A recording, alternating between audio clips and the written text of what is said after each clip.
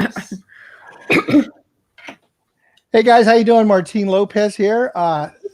Curiosity for the Curiosity Theory, and everybody says like, "Oh, I'm super excited." I really am super excited, and I think that term is overused. But tonight, I'm really excited, and the reason I am so excited is because for the last about a week to 10 days, I have been discovering a deeper version of who I was born to be. And the question I have for you is, do you know who you're born to be? Do you know what the greatest version of yourself is? And are you ready to get some stuff done in your life? Well, I was. I can tell you for my whole life, ever since I was a little kid, I knew I was destined for something. And I achieved really, really cool things. When I was in high school, I wrote in my annual in the book, I said, I want to be a record producer. I don't think I really understood what that was. But I could tell you by the age of 22, I had a couple albums. I had recorded with a bunch of artists. By the age of 24, I had my own record label. And that kind of is really where I ran into a wall in my life. And I think the greatest struggles that I faced happened as a result of me wanting to have my dreams come true. Now, what happened was I started playing the saxophone. I played jazz. I've been in some, I was in some bands, some really, really cool bands around town. And then I got kicked out of a band because I wasn't very good. Because I didn't practice. And, that's obvious, right? So you get kicked out of a band. So I got kicked out of this band because I wasn't very good anymore. And then with that, I used that energy to start writing music because that's really, really what I wanted to do. So I wrote music. I got all these people to kind of follow me and be a part of what I was doing. And they're like, yeah, Martin, we're going to be a part of you. I wrote all this music, wrote all these lyrics, recorded all these songs. And then all of a sudden, I had no idea what I was doing. Like literally, I had no idea what I was doing. And what happened is I got scared and I quit. I pretty much left everybody. And, I kind of like did a good version of it. And quitting, things didn't work the way it was working. The different members in the different bands were arguing. Money wasn't coming in the way I wanted it to come in. I was having a problem with my girlfriend at the time. Like that's what was happening. And I didn't really understand like how to navigate that.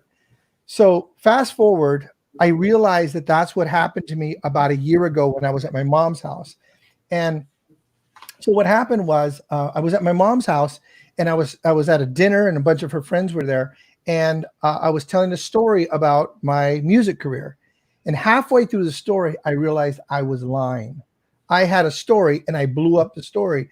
And, it was kind of the story, like kind of what I was saying was kind of the story, but it was kind of blown up a little bit. Like the fish was this big, but, in the story it was this big. And I was talking so much like I am right now, as I'm always hyper, right? That I couldn't get myself out of it. I did no way other than to say, hey, guess what? I'm a liar. And all this stuff I just said is a bunch of BS. But I didn't do that. So I finished the story, and then I was walking home and my mom, she lives by the beach and this place is right by her house. So we're walking. It's about 2-minute walk, if even that. And we're walking and I said, Mom, you know what? I'm kind of upset with myself and I'm a little embarrassed. And she said, why? She calls me Martini. Why Martini? And I said, that story I was telling? She goes, yeah, it was a great story. I go, it was a lie. I go, I lied. I just lied. I told everybody a lie. She goes, honey, everybody does that.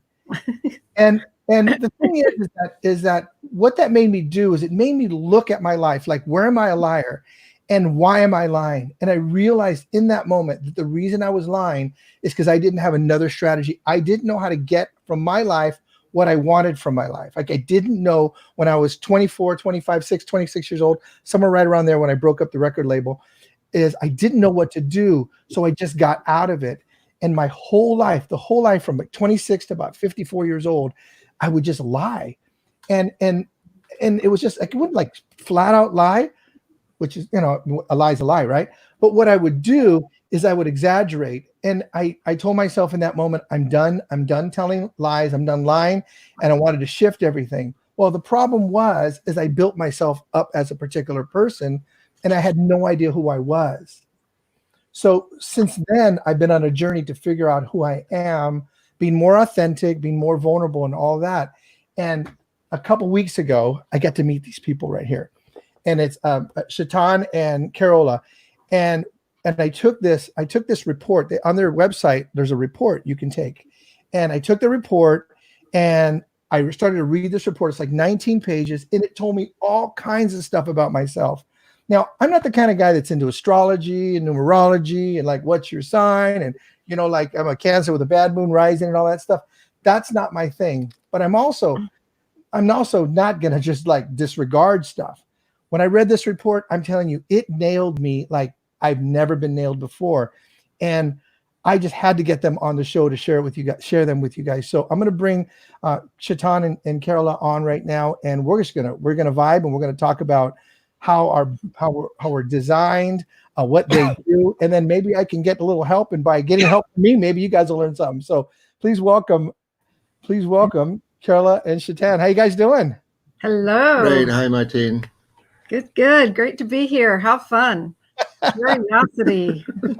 Curiosity. So, first off, I want to thank you guys for the human design chart because, and I'm barely scratching the surface, but what I found in the human design chart is just so dead on, and that blows me away because how can something? I was talking to Shaitan, and this thing's like, is it thousands of years old? These ideas, like, how can it be that? Like, it just blows me away that. You could say your date of birth and where you were born and time you were born, and then it just kind of tells you who you are. Because that to me is just, that doesn't make any sense. Well, you've got to see, Martine, everything in this universe works on some kind of a plan.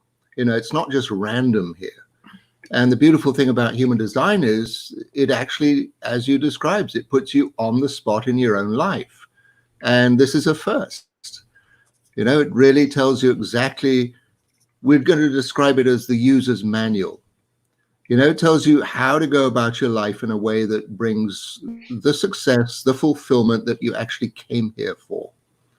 Yeah, when the first book was published, the title of it's Human Design, but the subtitle is Discover the Person You Were Born to Be, right? Which is the whole point, is that we don't just randomly come here with no plan. It's like, figure it out, dude. That's not how it happens. I love that. Figure it out, dude. Yeah. So we have a plan. We have a pattern of unfoldment. We have a purpose. We've got an operating system, a human operating system. And when we understand that operating system, things streamline in our lives. So, okay, so this is going to sound crazy. So everybody has a plan. I mean, there's, to me, it's like I look at people and some people just seem like they're just kind of going along and they're not really challenging themselves. They're kind of just living, and there's nothing wrong with that. I'm not saying that from judgment, but just kind of an ordinary life. And that's great. When I talk to people, even the people that live an ordinary life, it always seems that they don't want to live an ordinary life. They want something else, but they got stuck in their ordinary life, if you will. Yeah, well, the conditioning is very, very intense. We come in as a blank slate, to live this life. And all of a sudden, we're given all these stories, histories, religions, politics, all these different things, distractions in a way. Yeah. And, we're supposed to go through this thing called education. Education, if you go to the Latin, which I had to learn in school in England, Latin means to draw out. And the whole education system has become a thing of stuffing people with information. Yeah. So instead of the gifts coming out, and that's pretty much what Carola and I do with human design, is remind people of the gifts that they gave themselves for this lifetime and how to play with them. I love that. So are there a certain set of gifts? Like there's like 6 main gifts that people have, or 20 main gifts, or 5? Well, there are 5 different types, which is a general category that describes your natural way of moving through life. So every baby who's born knows their natural way of moving. And they will live that way until their parents start interfering with it. Well-meaning parents often, mostly. Yeah. Yeah. But they'll start interfering with it. Oh, no, you just sit up straight. You can't talk now. So we start to get so heavily conditioned as a child about what, so that let's just say that the naturalness gets conditioned out of us. Our natural way of being gets conditioned out of us. So what I was going to say is that every child knows their human design. It's built in. It's part of the operating system. It's part of who we are. And our type describes how we move in life, how our energy moves in life. Some of us are designed to be really power machines, doing all the time. Some of us are designed to be more laid back, sort of the directors from the director chair. Some of us are designed to be manifesting out there, catalyzing, making things happen. The leaders, the movers and shakers. We're all designed for a different way of moving, and there isn't a good way and a bad way. There isn't a better way and a lesser way. We choose the way that is going to help us to fulfill our soul's intention for the lifetime. So we have type. So that's how we move in life. And then so that's one of the main keys. There's 4 main keys. Want to tell them about authority? Well, the second key that we look at is how we make decisions. So if you went through any kind of a schooling system I went through, we were all told, think it through, work it out. And we've kind of worked out the mind is split up.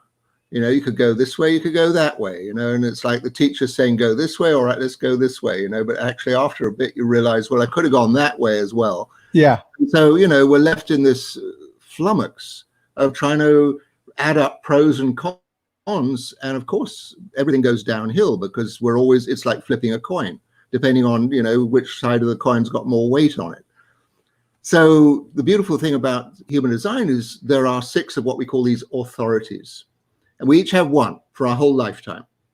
And it basically outlines exactly how to make decisions that are right for us in any situation at any time in our life.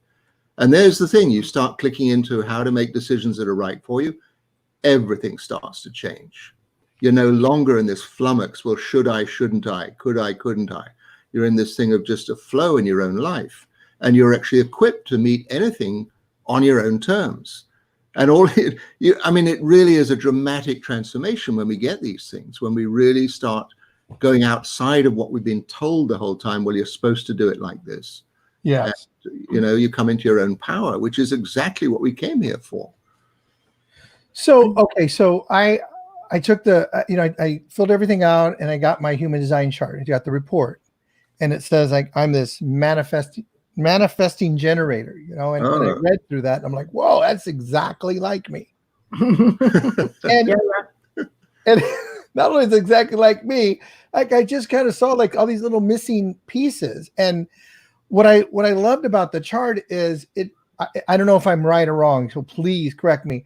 So it seems like you have a spleen, you have a heart, you have the throat, and there's all these different parts of us are help. Is it kind of like all those are like working to keep you in alignment? Well, they're energy centers. Uh-huh. Some people, the Eastern tradition calls them chakras. Okay. Right? Like, yes. But there's 9 of them. So 9 different energy centers. So the crown's a center of inspiration. The mind is where we process data. The throat center is where we communicate and reach out and manifest in the world. The heart center is our willpower. The self center is our sense of identity, purpose, and direction in life. So there are 9 of them, and they each represent a different life function.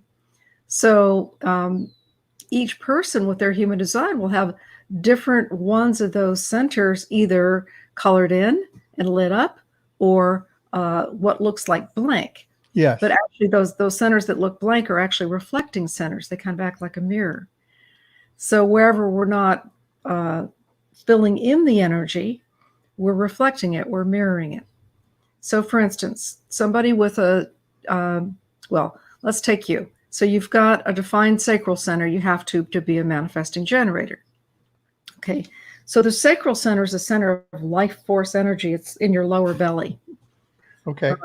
It's like the body's engine, right? It's got an on switch and no off switch. So busy all the time. Go, go, go, go, go, go, go.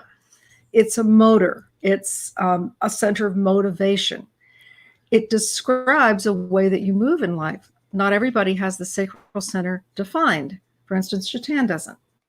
So his way of moving in life, you'll notice if you spend some time around him, he's a very flowing kind of guy. He's like a kind of easygoing kind of guy. He's not that driven, sort of forceful to do kind of person.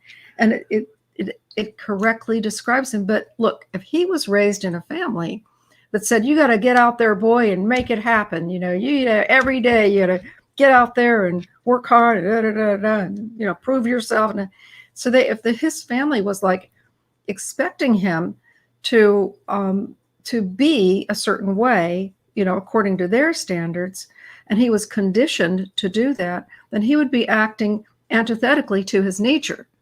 And what happens when we do that, and most of us do as children, is that we get further and further from that place inside of us that is our authentic way of moving and being in life, which means we end up unhappy. You were talking about those people that, live what you were calling an ordinary life. So many of them saying that they're unhappy, they want more, but often they don't even know what that is. They lost sight, and they don't know how to get there. And the first thing to start with is get back to your design, to your original design. Your soul designed it. It's yours. It's not some random thing that you landed in, It may seem like it sometimes, but no, the accuracy of this is so extraordinary, as you found. Yeah. That description of how you move through life. And it really is. It's an amazing gift for these times. It really is. So when we talk about, kind of what I hear you saying is, this is how I experience it. Okay, I'm gonna take what you're saying, and I'm gonna say this is how I've experienced it in my life, and I'm gonna know if that's what you're saying. So my whole life, I always felt like there was something, like there was a calling, like I had something, but I didn't have the language for it. I didn't have the ability to put together what's being said, but I could always hear it. Mm-hmm. And then what I hear you saying is, when you're a child, you know what it is. And that's what I knew. I knew what it was when I was a kid, but I didn't know what it was. Like I just knew it was something. And when I was doing a certain thing, it was like, that's right. And then when I was doing a certain other thing, like that wasn't right. And so I kind of like just faked it. I faked it forever. I just faked it. And then, like I said, a couple years ago, about a year and a half ago, I was telling a story. And I realized how much I was just a liar. I was a liar. I was telling a story about this thing that I did with music, and it was a lie. And I just wondered, like, why am I lying? Like, what am I, like, who am I trying to portray that I'm lying? And I realized that I wasn't who I wanted to be. So I had to lie about this thing that I wasn't. And that wasn't even who I wanted to be. Mm-hmm. Right. You know what I mean? Yeah. And then that set me, and I've been, on a path for a long time, and I wrote a book before that, and I have all this stuff. But like in that moment, that really keyed in. So is that what you're talking about? Is that the kind of like our soul knew the purpose? Is that what you're talking about? It's exactly that. Yeah. Yes, Martine. Okay. I mean, the whole point is we didn't come here to be somebody else. But you'll just Where see were you 50 years ago? in society. I mean, we're told how to behave on television. Everybody's got an idea of what's supposed to happen in this world, and the honest truth of it is nobody knows what life is. You go right back to the source of everything. Nobody knows what this thing is. We're here to play. We're here to have an amazing experience. But if you haven't got a clue what that experience might be and what it is that's going to bring you fulfillment, you're absolutely lost in space. Yeah. So here we have this amazing tool that actually puts us back or reminds us. I call it a self-remembering device, human design. Once you understand your design, you just know this is me, this is me, this is me, this is me, this is not me. Yeah. So you keep kind of moving out of those things that really don't fit, and you start moving more and more into those things that really do fit. Now, it sounds to me like when you were a kid, I mean, music, you got it. You understood something about music. You could hear the sequence of things. It resonated with you. And just to be in that, what am I say, business, you had to compromise yourself to make it fit somehow or other, somebody else's pattern of things. And now you realize, you still have the music, you still have that sense of attunement to things, but now you're recognizing, how could this serve me in a much better way? Yeah. And it's amazing because the questions you're asking me are the questions that I ask people, but I don't take the time to really ask myself those questions. It's a brilliant questions. And yeah. Well, let's just say life is a mystery. Life is a mystery. But the thing is, we're kind of constraining ourselves to think, well, it's supposed to be in a particular way. I'm supposed to vote the way everyone's voted forever. I'm supposed to have a job, just put up with it. Yeah. And by the time you come to your senses, for most people, it's all over. They're on their deathbed and they realize, my goodness, I missed the whole story here. I missed everything. Yeah. And like you said, and for me, like I see other things and I go, oh, that's what I want. Oh, that's what I want. Oh, that's what I want. And those things have never been what I wanted. They just looked good. Like when Carol was telling me about, oh no, Shaitan, you were telling me about your, riding your motorcycle and the jets going over you. I was like, oh, that's cool. I want to do that. I don't want to do that. It's really cool, but I don't want to do that. I want to do this other thing. But I just grab things. I can just, oh, it's an idea. Let me grab it. And I find that people do that. Like when I talk to people, they have these ideas that they've grabbed onto because they were great ideas. They were these brilliant ideas, but it's not even what they wanted. Yeah, that's because the mind is not our guidance system. So we have an inbuilt guidance system. And we've been taught that it's the mind, we're all taught, right? Go figure out your life, develop your intellect so you can make really good decisions. And if you have a decision in front of you in life, measure up all the pros and all the cons and then make a decision. Well, who can make a decision like that? Really, an authentic, truly effective decision. The mind wasn't meant to be our guidance system. Somebody said the mind is an excellent servant and a very poor master. Right? And it is. It's a very poor master because it doesn't contain wisdom. No, it's just a bunch of ideas. It's a biocomputer. Yeah. It's a brilliant, fabulous biocomputer that's meant to work under our direction. So where is our guidance system? It's in our soul. And what human design with the authority key, it's our access to our soul's truth, our soul's wisdom. And, people wouldn't need to be learning about this if all of that wasn't so conditioned out of us as children. Yeah. Right? Absolutely. But kids know what they want. Boom. It's like, totally. No question. Yeah. No question. And they don't care. Like, hey, I want to be an astronaut. And they'll do that for 15 minutes. And like, hey, I thought you wanted to be an astronaut. Like, I'm done. Yeah, that was a fun idea. Yeah. That was great. Like, it worked for him for then. I'm done. Okay. So that for me, as a guy, and maybe as a girl, it would be the same thing, is incredibly scary for me. Like, okay. And like, I have this guidance system, which is this thing between my ears right here. That's just nuts, right? It's just like, it doesn't shut up. Like you said, it has a switch. It doesn't stop.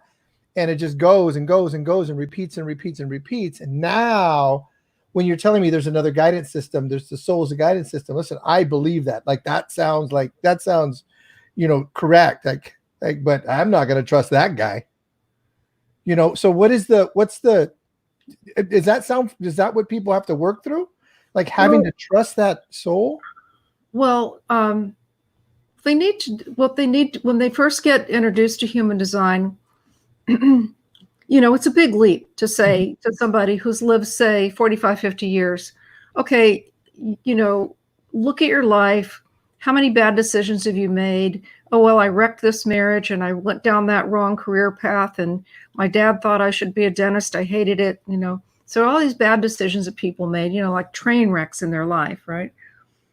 And then we say, all right, so if you start making decisions a different way, life decisions a different way, what'll happen is you'll start having the right experiences, the fulfilling experiences with the people you're meant to be with, and your life will begin to be fulfilling. The whole point is we all want fulfilling lives. Absolutely. So, but the thing is that when we first hear this, like you said, Martin, I'm glad you said that, it's scary. Yeah. Because wait a minute, the mind's been in charge all this time. I've been relying on it. I mean, it's kept me alive, you know, but Got me in trouble, but you know, it's a scary thought. So what we teach people when they begin to learn about their human design is, well, start with the little things. You know, you want spaghetti for dinner? Okay. So that was a sacral response, which you have as a manifesting generator. You know, you want to, you want to own a fun, fast sports car? You know, so it's like that immediate sort of response, you know, you begin to just trust it. Start by sort of testing it out and see, does this work, you know? Yeah. So you first start to learn to hear that voice, that sacral voice, that response. The awareness happens first. Yeah. That Okay. The awareness happens first. And then, you know, you're maybe not going to trust your biggest, hugest life decision to that, you know, like who you're going to marry or something.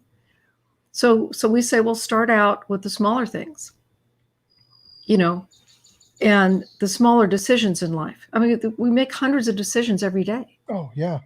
Every day. So start out with some of those smaller decisions, and that way you can test it and see for yourself that it works. And as you see for yourself that it works, then you'll keep doing it more and more. We don't ever make a decision without being clear in our authority. It just, we know that's a train wreck. We just don't do it. So I think my authority was gut.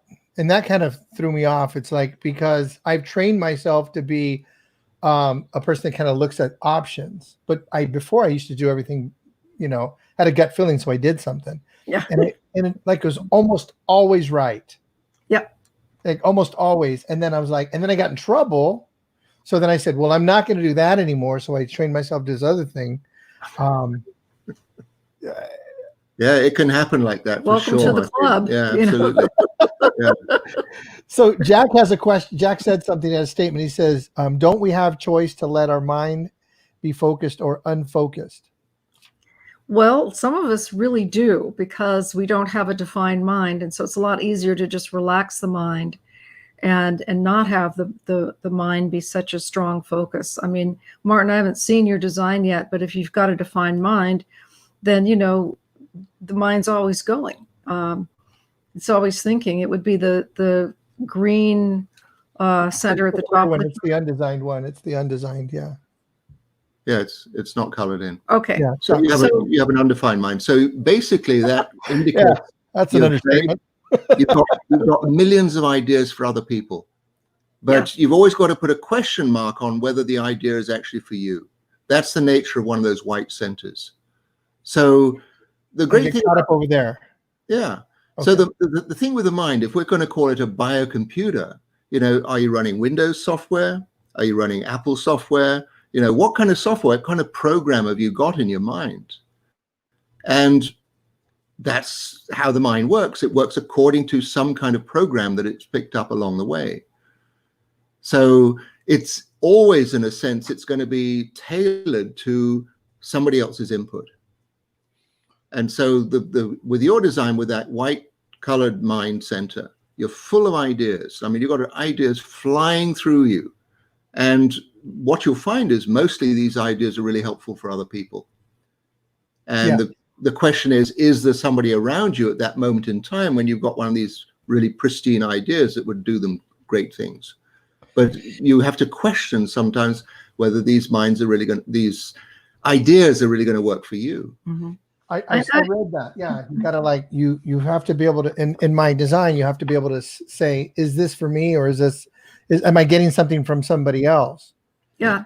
And I want to get back to your viewer's question also. Okay. Yeah. Because here's the cool thing. So you're asking, you know, well, can't you just relax the mind? And, you know, at times your mind's really working, at times it's relaxed. Yes. And there's ways to do that specifically, like meditation, contemplation, and anyone can reach a state of a very calm mind. So, and that's always a great thing to do, because the mind can get in the way, and it can be a great asset. So the thing is to know when to use the mind, and your human design chart will show you when and how to apply your mental ability. That's the beauty of it. And it's different for everybody. Yeah. So so what are the different? There's five. There's the manifester. There's different types. Mm-hmm. The manifester, the manifesting generator that you have, and then there's the generator that Carola has. There's a projector, which I enjoy. I wouldn't trade it for anything. And then there's people we call reflectors, very rare people that are reflectors. It's like 2% of the people or something, right? Yeah, less than 1%. 1%. Yeah. Wow. So manifesting let's go with the first one. The manifesting generators are the majority of people on the planet. And the whole thing is, as you will have found out, Martine, is really, all right, getting that gut response. This is interesting. Following through on it and keeping the attention. Is this still holding my attention? Is this still interesting to me? And it's not like going 100% into something right at the get-go. It's just exploring it. You go so far through it. And then for a manifesting generator, you have what we call a moment of truth, where literally the rubber meets the road and everything goes, or you just drop it. And what you'll have found in your life, people going along with you, oh, Martini's on this thing, it's go, go, go. And you get to that point of understanding, that moment of truth. It's like, no, I'm done with this thing. You drop it and everyone says, hang on a minute. You said you were going to do this with us. How all of a sudden, you lost interest in it. And it's just, that's part of your nature. Yeah. You started the party and you left. That was it. That was it. All of a sudden you had that moment and it's just, I'm done with whatever this is. I'm not going to go any further with it. And it's very confusing for some people in your world like that. Those kind of people make me crazy. Yeah. Okay, so we have the manifester. Okay, that's the first one, right? Manifester. Yeah. Who famous is a manifester? So we can kind of get an idea. Al Gore. Al Gore. How so is he a manifester? Well, he's a heart manifester, willpower manifester. Okay. He gets things done by using his will. It's simple. It has a very simple design. What he wants is what needs to happen. Very direct, very straightforward. He catalyzes things. And would it be true to say he's catalyzed all kinds of people's interest, particularly in the global climate situation? Yeah. So he can speak like more globally than like No, I want to be a musician, which is more specific, but globally is kind of like more of other people's interests. No, that's just Al Gore. I mean, manifestors are catalysts. They trigger other people. Yeah. They trigger things to happen. Wherever they go, things start happening. So they may have a global perspective. They may have a very personal or local perspective, but they're catalyzing action wherever they go. Okay. And then we have the manifesting generator, which we kind of covered that. And then you have Shaitan. Generator. The generator. No, you're not a generator, right? I'm not a generator. Carol is a generator. Okay, so what is it? Who's a famous generator? Jennifer Lopez. Yeah. Interesting. And what does a generator do? Lots. When they get a gut response and they get a go, go, go, that's it. They just go. They put all their energy into something. They're the busiest people. They're the busiest of all. As Carola says, there's an on switch, but no off switch. Okay. So, generators have to be so clear right from the get-go they're involved in something that really interests them. Because it's that instant turn on. Manifesting generators have to go through a bit of a protocol, I call it, to find out that moment of truth, whether to proceed. But generators, the gut response, generally, if it's a yes, that's it. They're in motion. Got it. And then you have who you are is the projector. A projector. So who else is a projector? Well, the last president, Obama, is a projector. And, projectors, we're here to guide. Well, that's it. We have to sit on the outside a little bit. We're not here to get involved in everybody else's stuff so much.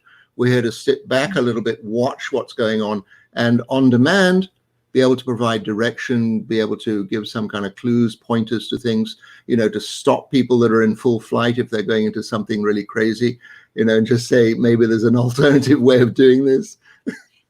That's great. And then the last one? Reflectors. Who's a... Well, Sandra Bullock. Yeah, Sandra I can think Bullock. Of also Jimmy Carter's wife. Rosalind Carter. Rosalind Carter. Reflector, yeah. And the people that support, or what do they do? They're just very supportive, or? they carry the great wisdom. Mm. You know, they basically, I mean, you'll see if you watch any of Sandra Bullock's movies, you know, she's constantly lifting up everybody else in the movie. She's constantly, you know, assisting or reflecting her intelligence into other people's work. And she's really quite amazing to watch in that regard. And then Jimmy Carter, he always had Rosalind there to just remind him, are you really on the right track here? So they provide this tremendous wisdom to the world. And mirror. I kind of hear like that is kind of like more like the mom, and then the projector's kind of like the dad. Because I see myself as a father. Is like, I'm not going to necessarily tell my children what to do. I kind of I tell my kids, I'm watching the boat, and so if you go a little bit, I'm going to kind of go, you know, I'm not going to really tell you what to do, but I'm just making sure that you kind of stay on track. That's great. Well, projectors, yeah, they make very good guides for others when they're invited to be a guide. And so I'd imagine when people find that out, they just you really get locked into that and start to understand yourself. Like, oh, this is why I do that. This is why I've done that. This is why I want to do that. You know, we own a company and we have 7 people who work for us, and every single one, we wouldn't hire one single person without knowing their design. Yeah. I mean, it's not like we make it this legal requirement. It's just people who are willing to give us their design. Those are the only ones we would consider in the first place. Absolutely. And secondly, we need to know each team member's design, because we need to know how we work together well, how, you know, Shatan's the projector, so he's sort of the captain of the ship in a sense, you know. And then we've got generators on board, and we're the workhorses. We're getting things done. We're moving the energy, you know. And then we've got a manifesting generator. We've got a couple manifesting generators, and they're out there, you know. There are social media and our copywriters, and they're out there, you know, catalyzing and making things happen according to the response to us. So the whole team works as this synergistic, you know, sort of machine in a sense, not really a machine, but it's a team full of people. But, you know, we work together well because we understand each other's natural way of working. Mm-hmm. So we make the best use of each person's highest strengths and their way of being. Now, do companies have you come in to do that with them, and teams, leadership teams? Yeah. How powerful that would be. Oh, it's incredible. Yeah. There's a before and there's an after, for sure. Yeah. Like night and day. Yeah. Because I could just see, like, I as I look, and like from the manifesting generator position, I'm looking, and then I'm like, okay, can I be a little bit like that? Can I be a little bit like that? And there are things that I'm just not like. Yeah, right. I'm just not like the guy that stands in the back of the room, and then like Shtan, I'm just not that guy that just, you know. And I'm not saying there's anything wrong. I'm just not that guy. I'm like, I can't help it. I just don't shut up and I jump in the front, you know. That's like my way of doing things. And yet I look to the person that's in the back of the room, and I, you know, and then I get the guidance from those people. Mm-hmm. And there it is. There's the beautiful variety of what's on offer here in this world. Yeah. It's just when somebody really understands their design, and it's not a terribly complicated thing. You say it's a little scary, you know, trying these things out. We say just treat it as an experiment, you know, give it a go, at least pay attention to it, see what happens. And every time somebody gives it a go, they see, oh goodness, you know, there was always my old habit way of doing stuff, and, you know, the way I was told, and it never really made me particularly happy. And then all of a sudden you start shifting into something that actually is part of your own nature, and everything starts to morph, you know, it starts to move in a very, very different way. I mean, we've come to the conclusion now, the only real wealth in this world is personal fulfillment. The number of miserable millionaires we've met, you know, they're just going down the old track, you know, and it's like, yes, they're great at making money, but they have a miserable experience doing it. They're just not fulfilled. We're not saying that's not true of all millionaires. Because we know some who are very fulfilled. Totally fulfilled. But we're saying that's not the criteria for fulfillment. So Kimberly says, I want to find my soul purpose. And so I put in the comments, guys, I put in the comment, and I'll put it again right now. There's a link that Carola and Shaitan gave us very, very graciously, that you can click on that link, and then you fill out some information. You can get a report that's going to break down your human design. And there's a free report, and then there's an upgraded. I paid for the upgraded one. I highly recommend you do that and get this book. You have a couple other books too. Yeah, we do indeed. This is our second book. Okay. The Book of Lines, and this goes into tremendous detail, fine points about aspects of the design. And you know, everyone's design is unique. We're all here to play our own game. We're all here to have our own life. So this gives a little bit more fine tuning. And then Carol has got a copy of the third book. There's the third book. I'll buy those two tonight. You know who Jack Canfield is? He wrote the foreword to this book. Yeah, he loves it. Yeah. He did an interview with us. Yeah, but this is an amazing book because it's called the Book of Destinies. Yes. So discover the life you were born to live. Right. So one of your listeners, your viewers, was asking about life purpose. I mean, you know, ideally you start with the first book, but this is a book in which is this the first one? That's the first one. That's the first one. Human Okay. Design: Discover the Person You Were Born to Be. This is the second one. Okay, let's gotta go through that though. So I just want to understand. So I'm going to go through this in the next week, and then I still use my human design chart, and then I go deeper with the next book. Yes. Okay. Yeah, the next book, the Book of Lines, takes you into more of the fine details of your design, and then this book, the Book of Destinies, is just what it says. It's a page, each page devoted to a particular destiny path. We each have a specific destiny. There are 168, 192. 109. Oh, that's right, Wow. 192. Yeah, we all have Different- one for our lifetime. Different destiny themes. And so when we understand our destiny theme, it really helps us to context our life. It doesn't give us like our specific purpose, like you're meant to be, you're meant to be a sailor out on the sea. It doesn't do that, but it says, essentially what your whole life is about. It's the underlying theme of your life, like the theme of a movie. So, okay. So cool. So I went to the University of Santa Monica. USM. Yeah. What's that? Yeah. USM. Great Yeah, school. so I went to USM. Thank you. And it was an amazing school. And I learned so much from there.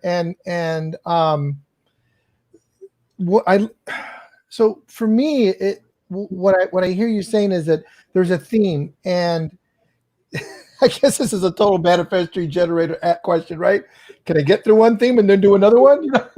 Is that like The fascinating thing to see is that the theme carries you throughout your whole life. okay? But also, if you start looking at the themes of other people in your life, all of a sudden you'll start realizing how these dovetail together. Right. Why you chose the partner you chose, what's going on with your child, why are they drawn in a particular way to connect with life in their particular way, which may be completely different from your own. Yes. And yet you can see the authenticity of it. And then when you understand their theme, you can encourage them to just go for it. Okay, excellent. So the question I was getting to, and I lost the question, that's why I stopped. So it happens to me all the time. So I was born, my parents were a particular way. And then kind of what you said at the beginning, like, we know who we are, and then our parents get in the way. And then we get treated good, we get treated bad, we get sent to private school, or sometimes we don't have enough money to have lunch. There's all these different themes in life. They're just, like you said, 192, I think you said, right? And so there's all these different themes in life, and we find ourselves in these themes, or maybe like in a story or a metaphor or something. We find ourselves in these things. And then what I learned at USM is that all the different parts, the way my father treated me, or at least the way I thought he treated me, like, I don't know if he treated me that way. That certainly was that's my story about it. Right. And then, going through a divorce, and then having children, and, all those things, they're all part of this story and this theme, is what you're saying, this destiny. Yeah. It's just, you could write, you have written a book, the life is a complete story, but what you'll find is the theme is consistent throughout the whole life. Yeah. Like how things approach you, what your attitude is towards it, and how you engage with other people. You'll find that's in that theme, that life destiny. I wish I had read a couple more. I wish I had read a little deeper, because there's questions that I have, but I don't even know what those questions are. We can talk again anytime, Martin. That'd be great. So so the first step for somebody is to fill out the report. Mm-hmm. Go to the website to do that. Website, and then I'll just tell you guys, if you fill out the report and you just get the basic report. Ingrid, my girlfriend, she got the basic report. She didn't do because I wanted to see what the difference was. Yeah. And it really says a lot. I mean, it says a lot. Yeah. Like I have the 19-page one, and I think I'm at page. I've read through the whole thing a couple times, but I'm really right now probably back at like page 5 or 6. Mm-hmm. The book. So there's a lot, and I just want to encourage you guys to take a look at it. It looks like Jessica and Kimberly are going to check it out, and I know that there was a couple other people that know about your work. Adriana knows about your work. Shahito, who's a good friend of mine. Oh, really? Yeah, cool. Yeah. And so she said, "You better be nice to him." She told me. She's lovely. So, yeah, Shahito's awesome. So I don't know if she's watching, but I invited her to come and check it out. Cool. And then you take you get the report, you get the chart, you start to study that, you start to do this.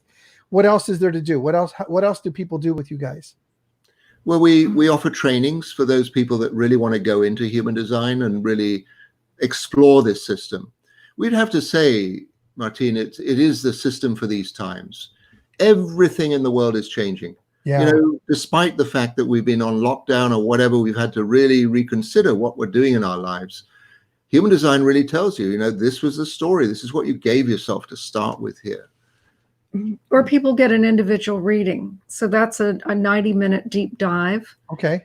In which Shaitan takes you into your design with all of his 25 years of wisdom about it, and helps you to context it and really bring it to life for yourself. It's like a transmission, an energy transmission, where you really, it's like he turns on your design for you. And that's another step that people can take, and many people like to take. And then once they have a human design reading with Shaitan, part of the service comes with a follow-up coaching session with me. So then I coach them into, okay, so how they may be plugging that new information into their life. That's amazing. Yeah. Yeah, that's amazing. And what is there, like, what kind of results do people get? I know without selling people's names, but can you kind of give? I'm sure you got a million stories. We have a million stories. You got all night, and then some. Yeah, just you guys all night. Absolutely. we recognize, like you have done, just all of a sudden there's a completely different way that my life pans out, and somehow or other, if I steer back towards that, what was originally part of my intention coming into this life, if I start moving more in that direction, things start working out. People start getting into the right careers. People start finding the right partnerships. People start seeing that their life is not a treadmill, that all of a sudden life is introducing them options. Yeah. And all they've got to do is pay attention to their own design, and the design will tell them, this is something that's part of your attunement. This works for you. I was trying to think of an example to give you and for your viewers as well. Do we have time for a quick example? Yes, absolutely. I don't know. Yeah. Okay. So, so this family reached out to us, and a husband and wife and 3 children. One of the children, I think it was the youngest boy, was having a lot of trouble in school. And the parents were continually being called in, he's a problem, he's doing this, he's doing that, he's disruptive. They brought in, school psychologist, and then they brought in outside psychologists, and then they wanted to have him tested. And then the bottom line is, after they put the whole family through all of this, the recommendation was to put the child on drugs, I don't know what Ritalin or something. Sure. Yeah. And they didn't want to do that. The parents didn't want to do that. Yeah. And I don't quite know how they got to you, but they had a reading with Shatan, and they had Shatan look at what was going on. And basically what Shatan was able to see is, because of the child's nature and how different it was from everybody else in the family, the child needed a few simple things. The child needed his own bedroom. He needed to not share a bedroom with other kids. And he needed to be able to be alone. The family was always trying to pull him into all their activity. But the child is very sensitive in nature, and he needed time alone. Mm. And the parents weren't really allowing that. Like they thought something was wrong with it. So we helped him understand, no, he actually needs that. And if you give that to him, he'll come join when he's ready, and just gently invite him. Yeah, hold the space for him that he can join in anytime he likes. That's but beautiful. So leave it 2 up weeks, to him. Yeah. 2 weeks after that, all the problems in school were gone. That's awesome. Literally, they made those changes, and that was it. So that's the kind of, thing that, the practical way that it can help us in our lives. Do movements have like, for instance, like I'm thinking of like Black Lives Matter, or people that are Antifa, people that are like Republicans or Democrats, and do they have like a I'm sorry, I forget what you call them. Do they have a type? A destiny path? A type, or do they have a type as well? Are there movements that have that? Okay, so it's a human thing. It's completely a human thing. Yeah, it's called human design. No, I understand that. I understand that, but I just wanted to know. I'm just teasing you, Martin. So, the thing of it is, we're coming out of this period of time in the world where we were given to trust the leadership. Because somebody was in a leadership position, that was the deal. The king, the queen, the president or the prime minister or whatever. That was just how it's always been set up. And things have changed. We've gone into a period of time in the world now where actually we're moving out of that faith-based idea that because somebody is the boss, because somebody is the apparent elected leader or whatever, whatever they say or do, that's what we're supposed to do. We just have to go along with it. And we're moving out of that very, very quickly. We're moving into a time of personal responsibility. And so the whole idea of, oh, well, this is all screwed up, therefore it's so-and-so's fault. The whole idea of being able to blame somebody else. Yeah. Or, it's the landlord, it's the system, it's the boss, it's the company, whatever it is. We cannot afford to do that anymore. The buck stops with us now. I see that happening right now. Yeah, we have to take personal responsibility. Yeah. So the whole idea of joining a group, of putting your whole energy into a demonstration or a protest, or that has to come from a personal source. Sure. That whatever it is that I'm going into this thing on my own terms, because as far as the frequency of whatever it is that's going on here, it matches mine. Because I resonate with it. Yeah. But the moment you find this really does not work for me, this doesn't, you've got to go and do something different. Yeah. Yeah. So as you're saying, as Carla was kind of saying what she was saying, what I was thinking is that kind of when we talk about the curiosity theories, we impose like our version of how we think life is. Like, so if I'm a manifesting generator, I impose that on people. Like, hey, let's all be this, and there's not a whole lot of room for understanding and supporting people in being their way. Oh yeah, like, be my way. Like I'm thinking about that kid. I'm thinking about the kid you were talking about, and thinking about my ex-wife and how she is with the kids. And I'm not trying to tell something on her, so please don't think that, guys. But she has a way, like she's like, this is how you get through school. This is how you do things. We do it my way, and she's very convicted in that. Mm-hmm. But you run up against that because it's not that person's way. And when I look at my son Diego and I see how he is, he reminds me of the kid in the story. He just he told me the other day, he goes, I don't want to talk about this stuff. Mm-hmm. And I just go, oh yeah, like I got to figure out how to not talk about the stuff that is so easy for me to talk about with him. And he made that happen. Like, it's honoring him, like his style. But I can see how I can impose myself on him. Like, I'm this way, and because I'm this way, you need to communicate that same way to me. And that's what I'm hearing you're saying. You'll be able to distinguish, like, this child is this particular way. Maybe all the other 4 people are a different way, but this child's a certain way, and he's not going to acquiesce. He's just not going to come to the family that way. Yeah. And if he does, it's gonna be like a time bomb. He's not going to thrive.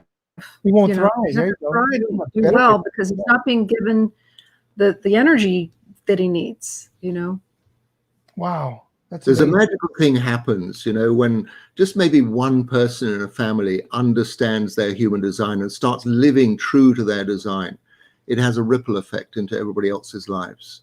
We found that over and over and over again. Just one person's enough to have that effect.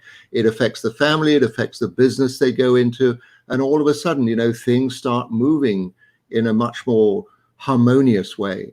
So just, I'd just say to you, really encourage your son in that regard, and just watch him. Yeah. What's going on there? It's yeah. I got his birthday and his time. So I'm going to pull up a chart tonight, and I'm going to be playing with that all night. I want to thank you guys for hanging out with me. I hope that, if you're out there, I hope that this brought you value. It looks like a lot of people say that they got value. What you guys have to do, what you guys have to say, and what you guys are doing, and like you said, the shift. This world is so ready for this. Being responsible for ourselves, or being able to be a part of something, but then I'll be able to go, you know what, that's not really what I wanted to be. Let me go in this other direction, versus I said yes and now I got to stick with it and I can't get out. There's that freedom that you're talking about, which human beings can say, I'm not going this way and I'm going to go that way. And I'm seeing it happening. I'm seeing it happening out there, where there's people out there that are protesting and they're saying, hey, that's not how we want to protest. That's not what we're doing here. Yeah. So what you're doing is you're representing me, or you're spray painting, and I didn't spray paint it that, Right. There's so many, I see like this level of responsibility out there that people are taking on, personal responsibility. It's just powerful. Yes. Yeah. It's all change time. Yeah. It really is all change time. Yeah. And America is going to do some amazing things in these years coming. Absolutely amazing, because people in this country get it. And human design is beginning to expand massively in America. People are beginning to understand that whole concept of personal responsibility. And this is the country of the individual, and it's one of the reasons I just really love this country, and just see that maybe the whole military might of what America has done in the world is going to go down quite a bit, and then the consciousness is going to rise a lot. And America will take on a new form of leadership in that regard. That certainly would be a good thing. Definitely.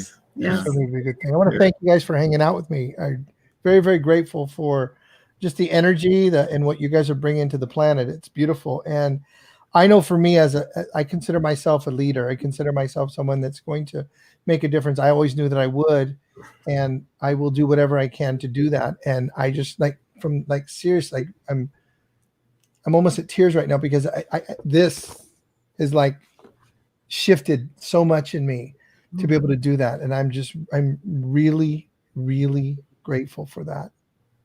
Thank you. Thank you very much. Thank you Martine. for saying that, Yeah. Martine. How beautiful. You really just spoke your heart. Yeah, and we could feel it. Thank you. Thank you. Real quick, we'll say a couple of things. Shelly Heller, it's a good friend. She said, "This is so powerful. Thank you for nudging me to revisit my human design." Sure. Very good. Awesome. Shelly, download that. Fill out the form, download it, and let's talk. That's really cool. Jeff Crawl, who's an amazing human being, he said yes. I think his yes means like right on. So I want to thank you guys for hanging out tonight. Just want to send you a lot of love, and anything I can do, please let me know. I'm happy to help. We'll be in touch, Thank you, Martine. Martine. Thanks everybody for coming hanging out with us here.